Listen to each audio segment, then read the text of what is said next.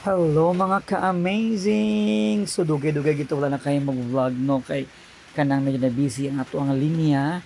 And then for today's video mga ka-amazing, ako na pong gitagbo ako ang mga guest from Cagayan de Oro City.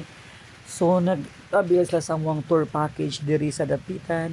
And first stop nila is Dapitan City Hall para magkuha sila og ilahang mga tour pass. So yung ani mga ka-amazing early in the morning is na naabot sa Dapitan City.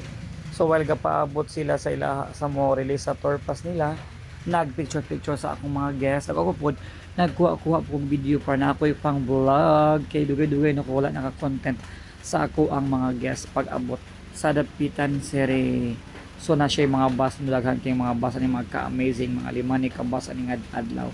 So after magkuha mga ka-amazing tour pass sa Dapitan City Hall and diretso din is sa Dakak Park and Beach Resort. So akong gipasagdaan akong mga guest no nga mag-enjoy sa Dakak. Wala na ako sa gisamok-samok pero ako stang bantayan ug may mga concern ako alin silang tanang matabangan or makuan ma-assist unsay angay nilang buhaton while nag-enjoy sila sa Dakak Park and Beach Resort. So kanang mga balay-balay mga ka-amazing nakita nyo man na siya ang Villa Angelina Luxury Suites.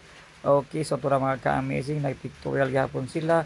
Ug ako lagi silang gipasagdaan kay para mag-enjoy sila sa ilang kanang quick vacation din sa Dapitan City. So ang uban na pa-picture na sa dakak nga signage.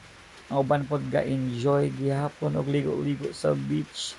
So pack sexy kasi silang ma'am or sana all. O diba?